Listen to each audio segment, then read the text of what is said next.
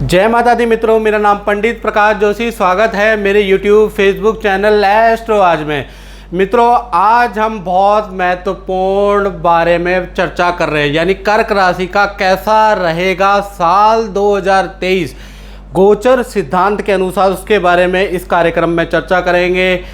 आप लोगों के अनगिनत व्हाट्सएप आ रहे हैं आजकल कि गुरुजी साल 2022 तो ऐसे ही गया, 2023 हमारा कैसा रहेगा, कैलकुलेशन करके गुरुजी बताओ बताओ बताओ। तो आज हम साल से पहले ही आपको कुछ चीज़ें बता रहे हैं कि कर्क राशि वालों का कैसा रहने वाला है साल 2023 गोचर सिद्धांत के अनुसार। यानी कि देखा जाए तो साल 2023 में 4 मेजर गोचर होने वाले हैं जो कर्क राशि पे कैसे रहेंगे इसके बारे में चर्चा कर लेते हैं। सबसे पहला जो गोचर हो रहा है वो 17 जनवरी 2023 को शनि कुंभ राशि में चले जाएंगे। 22 अप्रैल 2023 को देखा जाए तो गुरु मेष राशि में चले जाएंगे। 30 अक्टूबर 2023 को देखा जाए तो राहु मीन राशि में चले जाएंगे और 30 ही अक्टूबर 2023 को केतु का कन्या राशि परिवर्तन होगा। यानी कि अब ये गोचरों का रिजल्ट साल 2023 में कैसा रहने वाला है इसके बारे में चर्चा करेंगे। तो 17 जनवरी 2023 को शनि जो कुंभ राशि में मूल त्रिकोण राशि में जा रहे हैं, तो आपके ऊपर अष्टम ढैया लग जाएगी। और अष्टम ढैया बहुत से YouTube वाले बोलेंगे कि बहुत अच्छी है, तो मैं आपको बताना चाहूँगा कि अष्टम में जब ढैया होती है तो ढैया का इतिहास खराब है। यानी कि ये जैसा कि राजा हरिश्चंद्र पे लगी तो उनको रंक बना दिया कुछ समय के लिए, इसी प्रकार से राजा भगवान श्री राम पे ये ढैया लगी तो वनवासी राम कुछ समय के लिए बन गए। तो यानी कि कुछ समय के लिए ये परेशानी देगी ही देगी, इस सत्य को हम नकार नहीं सकते। व्यू बढ़ाने के चक्कर में मैं अच्छा नहीं बोल सकता इसको, क्योंकि आप लोग हमारे शिष्य हैं तो आपको मिसगाइड करना अच्छी बात नहीं है। बाकी आप अच्छा सुनना चाहते हैं तो अच्छा भी सुने और बुरे की भी ताकत रखें, और कुछ बुरा है तो उसके सॉल्यूशन भी तो शास्त्रों में लिखें। तो उसके लिए आपको 7210124289 पे व्हाट्सएप करना है। चलिए अष्टम ढैया के बारे में बात कर लेते हैं। तो ये भी जब ही हानि करेगी, क्योंकि ये ऐसे ही हानि नहीं करेगी कि अष्टम ढैया लग जाएगी तो कर्क राशि वालों को हानि होना शुरू हो जाएगी। आप कुछ स्टेप है, कुछ काम नहीं करेंगे तो इसका नेगेटिव प्रभाव नहीं पड़ेगा। पहला चीज़, आप साल 2023 में धन पे किसी पे विश्वास ना करें। यानी कि विश्वास में, भरोसे में किसी को बड़ा धन उधार ना दे, ये सबसे बड़ी मिस्टेक होगी। यानी कि धन की बड़ी बड़ी डींगे ना हाके कि मेरे पास बहुत धन है, और धन का किसी पे विश्वास भी नहीं करना, तो आपका नुकसान नहीं होगा। साथ ही साथ कोई भी नया काम आप साल 2023 में, खासकर जब तक शनि की ढैया चल रही है तब तक आपको नहीं करना है, ये याद रखिएगा। साथ ही साथ तीसरी चीज़, साल 2023 में ईगो को चलते हुए नौकरी को ना छोड़े, प्लीज़ ये भी याद रखिएगा। आप अच्छी पोजीशन में होंगे, कुछ क्लैश होंगे, क्योंकि 7.5 या ढैया चलती है तो बॉस से, कलीग से वाद विवाद होते हैं, तो उस ईगो के चक्कर में कई लोग नौकरी छोड़ देते हैं और सालों साल खाली रहते हैं। तो ईगो के चक्कर में नौकरी नहीं छोड़े। साथ ही साथ चौथी घटना, प्रॉपर्टी ना खरीदें या प्रॉपर्टी का निर्माण ना कराएं। करा रहे हैं तो जो पुराना काम चल रहा है वो चल रहा है, लेकिन नया काम साल 2023 में ना करें, याद रखिएगा। ये खासकर अगर आप ये चीज़ें ध्यान रखेंगे, और खासकर 22 अप्रैल 2023 तक आपका ढैया का बहुत ज़्यादा प्रभाव रहेगा। 22 के बाद आप पे कम हो जाएगा। वो कम क्यों होगा वो भी चर्चा करूँगा। दूसरा चीज़, शनि की जो तृतीय दृष्टि है आपकी राशि से, आप देख रहे हैं 10वें भाव पे है। यानी साल 2023 में काम संबंधी अच्छी बुरी दोनों घटनाएं कर्क राशि वालों के साथ होने वाली है, जहां पर यानी कि कुछ अच्छा भी होगा कर्क राशि वालों के साथ और बुरा भी होगा।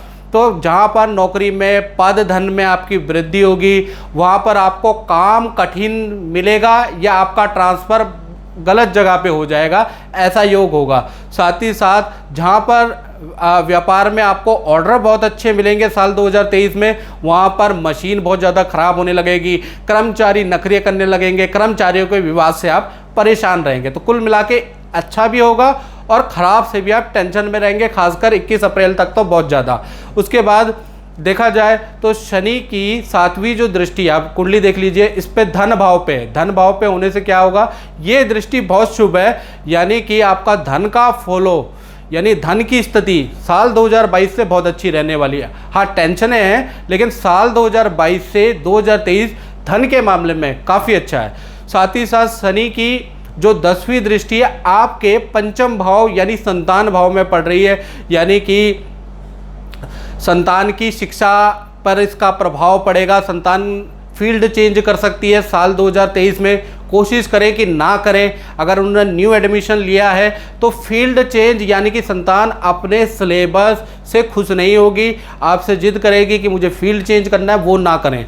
साथ ही साथ जिद्दपन संतान में बढ़ जाएगा और बुरी आदतें, बुरी संगत पे विशेष साल 2023 में संतान पे ध्यान देना है, याद रखिएगा। संतान पे ध्यान देंगे तो आपको अच्छा रहेगा। साथ ही साथ संतान से थोड़े मतभेद भी आपके बढ़ेंगे। तो कुल मिलाकर संतान पे आपको ध्यान देना है। पर लेकिन देखा जाए तो 22 अप्रैल 2023 के अंदर गुरु का भी राशि परिवर्तन होगा, जो आपको कुंडली दिख रही है, यानी आपकी राशि से गुरु 10वें स्थान में बैठ जाएंगे। तो ये करेंगे आपके जीवन में चमत्कार। अभी क्या चमत्कार करने वाले हैं जरा देखिएगा। पहला ये चमत्कार करेंगे, नौकरी और व्यापार की जो समस्या चल रही है उसका समाधान, चमत्कारिक रूप से समाधान 22 अप्रैल के बाद होगा। पद धन में वृद्धि होगी, काम में वृद्धि होगी, यानी कि जो आप पे ढैया 7.5 का प्रभाव है वो आपका अप्रैल तक है, इसलिए मैंने कहा था 22 अप्रैल के बाद क्लाइमैक्स है।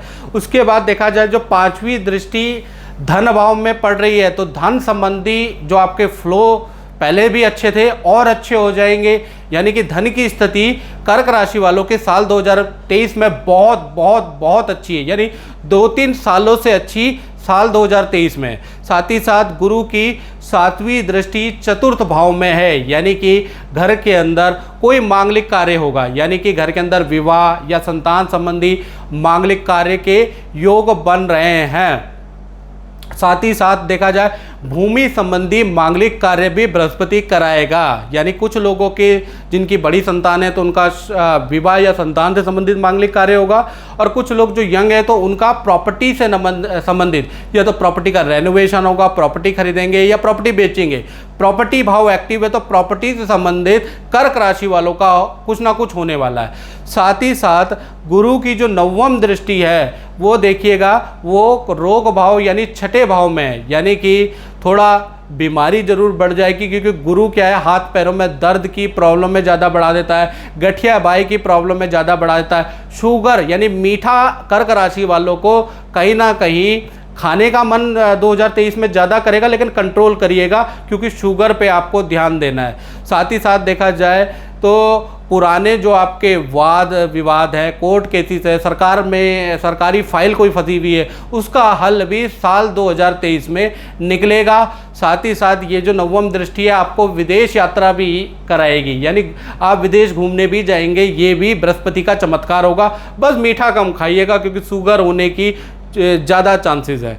साथ ही साथ राहु केतु का जो राशि परिवर्तन है वो आपके ऊपर ज़्यादा प्रभावशाली नहीं है। कारण क्या है कि आपके ऊपर ऑलरेडी शनि लगा है जो कि उनके गुरु हैं, तो जब शनि लगा है तो वहाँ राहु केतु कुछ नहीं करते क्योंकि वो शिष्य है। तो कुल मिला के ये जो 8 घटनाएं हैं कर्क राशि वालों के साथ गोचर के सिद्धांत के अनुसार साल 2023 में हो रही है। यदि आपको अपनी कुंडली के बारे में एक्यूरेट जानना है तो उसके लिए आपको क्या करना पड़ेगा, नाम, date of birth, time of birth, place of birth लिखकर मुझे व्हाट्सएप करना पड़ेगा और अपनी कुंडली के उपाय भी जानने पड़ेंगे।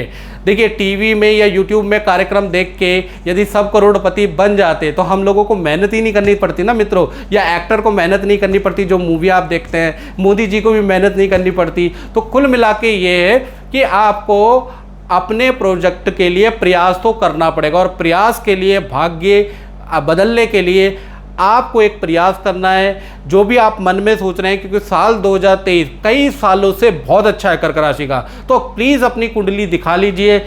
जो आप चाहते हैं, व्यापार करना चाहते हैं, जॉब करना चाहते हैं, विदेश में ट्रांसफर जाना चाहते हैं, विदेश में सेटलमेंट करते हैं, या विदेश में जाना चाहते हैं, लव मैरिज करना चाहते हैं, तो निर्णय साल 2023 में ही ले लीजिए, उसकी अच्छी गाइडेंस ले लीजिए, और कुछ विघ्न है तो उसके उपाय भी ले लीजिए।